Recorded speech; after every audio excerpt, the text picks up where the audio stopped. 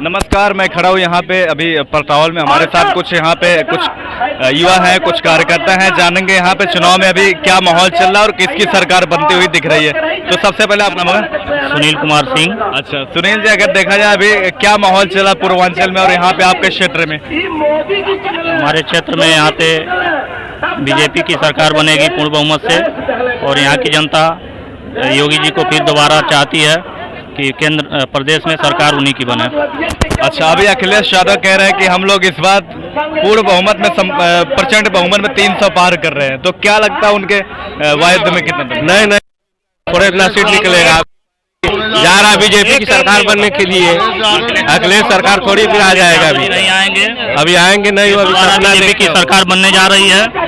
BJP सरकार बनने जा रही है आपकी पार्टी। यहाँ पे ज्ञानेंद्र सिंह जा रहे हैं जीतने, उसको कोई रोक नहीं पाएगा। योगी जी 300 के पार जा रहे हैं। हमारी सरकार ने और हमारे योगी जी जो है 300 के पार जा रहे हैं। सबका साथ और सबका विकास के साथ हम लोग काम कर रहे हैं। इसमें कोई ईट-पट नहीं है। हमारी पुनः सरकार जो एक बार फिर रिपीट करने जा रही है और पूर्ण बहुमत से हमारी सरकार बनने जा रही है। विपक्ष के पास कोई मुद्दा नहीं है। केवल जो है मुद्दों से भटकाया जा रहा है। भाजपा की सरकार 300 के पार जो है भाजपा की सरकार बनने जा रही है। जय श्री राम। विकास के साथ हम लोग कार्य कर रहे हैं, इसलिए सरकार हमारी पुनः आ रही है और अभी इसके बाद भी एक बार फिर हमारी सरकार रिपीट करेगी। बुलडोजर क्या कहना है? बुलडोजर से लोगों की जिंदगी तहस नहस हो गई। हम आएंगे बुलडोजर को तहस नहीं, माफियाओं का गठ आया है और गुंडों से प्रदेश को आजाद कराया है। इसीलिए बुलडोजर बाबा की सरकार पुनः वापस आने वाली है। जय श्री राम। अच्छा, क्या माहौल लग रहा है? बुलडोजर हावी पड़ेगा इस बार? बहुत मतलब पूरी फूल बहुमत से।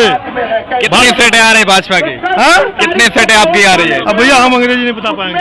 300 से प्लस आ रही है। अच्छा, आप लोग ये बात थोड़ा आगे आ जाओ। प्रियंका गांधी अखिलेश यादव का कहना है कि हम आएंगे युवाओं को 11 लाख नौकरी देंगे।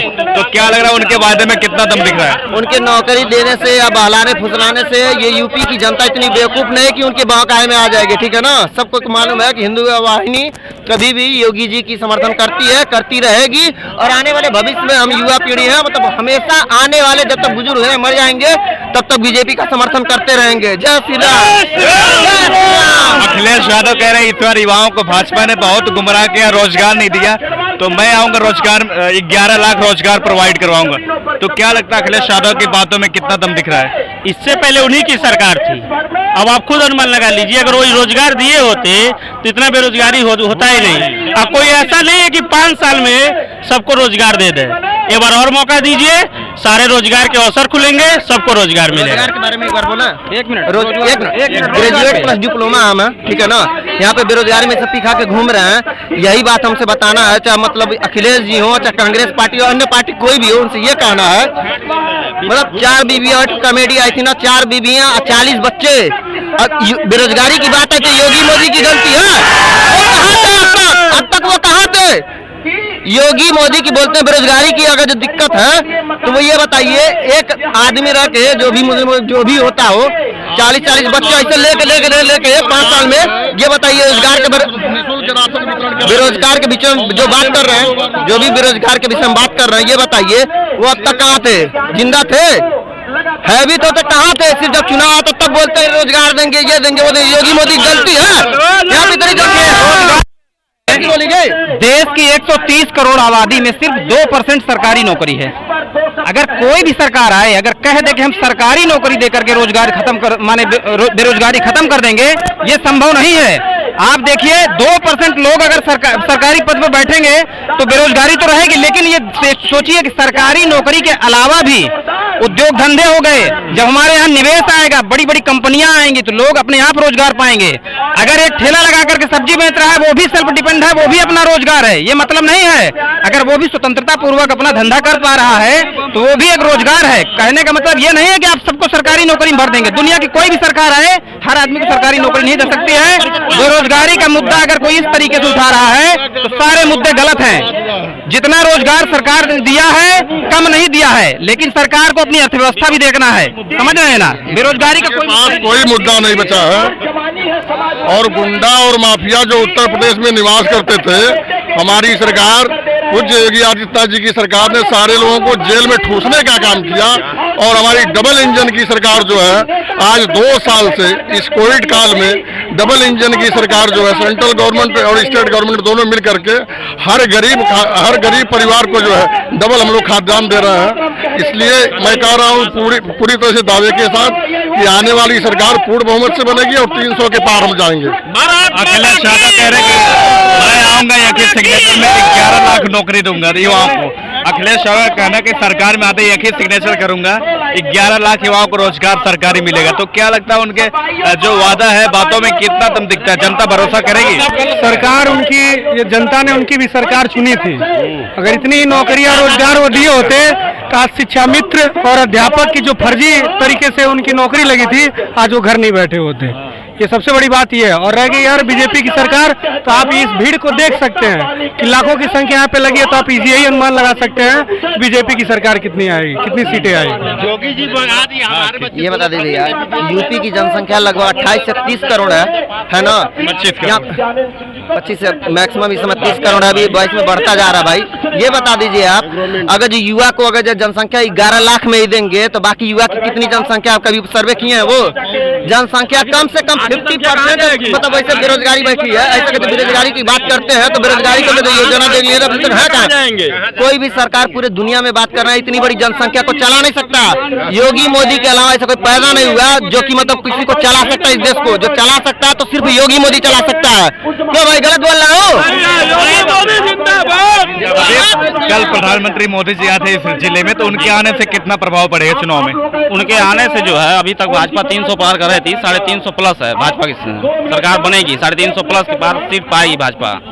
और रहा सवाल जो विपक्ष कह रहा है कि बेरोजगारी है, बेरोजगारी अगर रहता तो 2017 के पहले उनकी भी सरकार थी, तो उन्होंने बेरोजगारी दूर कर दिया होता। जब सरकार में होते हैं तो जनता की कोई बात नहीं सुनते हैं।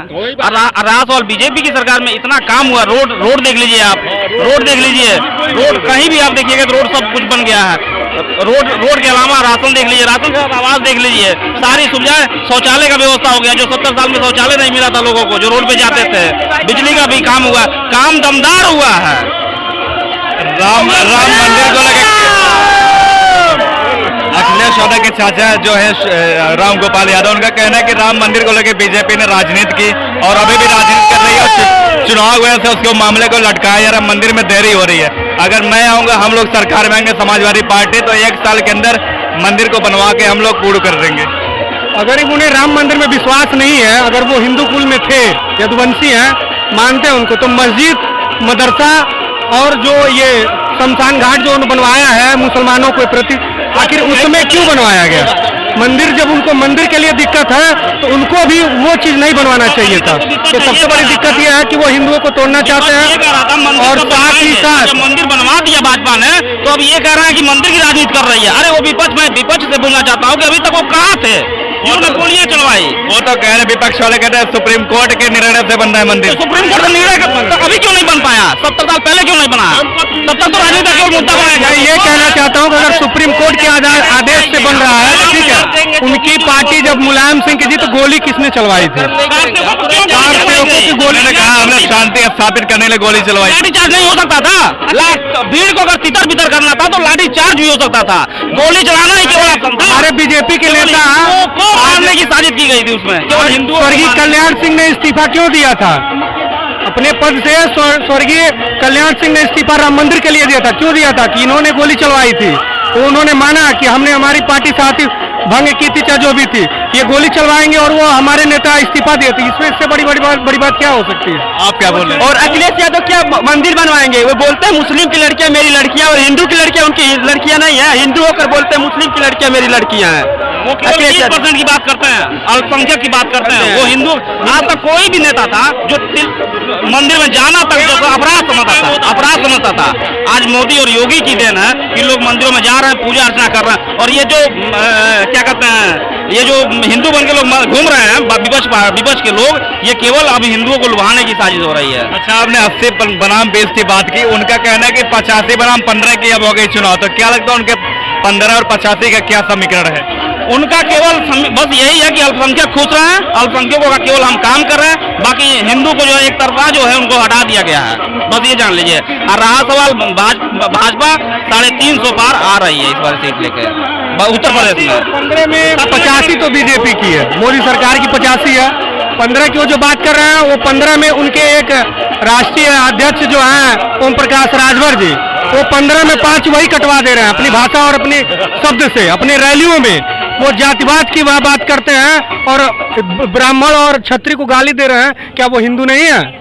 अच्छा, आपने ओम प्रकाश राजभर की बात की, अगर स्वामी प्रसाद मत दोनों कह रहे हैं कि ओबीसी को बीजेपी ने ठगने का काम किया, इसलिए हम भाजपा छोड़ गए। हाँ, वो इतने ठगने की काम बीजेपी ने किया, बीजेपी को उन्होंने वो खुद ठगने का काम किया। जब बीजेपी को पता चला तो वो लोग खुद ठगने का काम अगर स्वामी प्रसाद मौर्य को लगा था तो पूरा 5 साल उनको नहीं दिखाई दिया। 5 साल पूरा मलाई काटे उन्होंने, सत्ता में बैठ के सत्ता का लाभ लिया। जब उन्होंने अपने बेटे के लिए टिकट मांगा तो भाजपा जो है परिवारवादी तो है नहीं, भाजपा एक छोटा सा कार्यकर्ता भाजपा का नेता बन सकता है। जब उन्होंने अपने बेटे का टिकट मांगा तो भाजपा ने नहीं दिया तो उन्होंने बगावत कर दिया। क्या तो ओबीसी को इन्होंने छला है, लेकिन अपनी बेटी को उन्होंने भाजपा में ही छोड़ दिया। उनको तो नहीं चला गया, उनको अब उनकी बेटी तो नहीं कह रही है कि बीजेपी हमको छल रही है, वो सुरक्षित है। इनका ये अब ओबीसी क्या पिछड़ा है, ओबीसी को इन्होंने ठगा है। अभी 5 साल पूरा मलाई काट लिया उन्होंने। अब इनको लगातार ही सपा की सरकार बन रही है। अब मैं पलटा बदल लेता हूँ, लेकिन सपा की सरकार बिल्कुल नहीं बन रही है। तो जनता ने यहाँ पे कहीं ना कहीं अपने विचार खुल के रखे। उनका कहना है कहीं ना कहीं इस बार चुनाव में बहुत दिलचस्प मुकाबला होगा और भाजपा यहाँ पे बढ़त में रहेगी। आगे हम कुछ और लोगों से मिलेंगे, उनको कुछ और जगहों से आपको ओपिनियन दिखाएंगे, उनका विचार। तब तक के लिए धन्यवाद।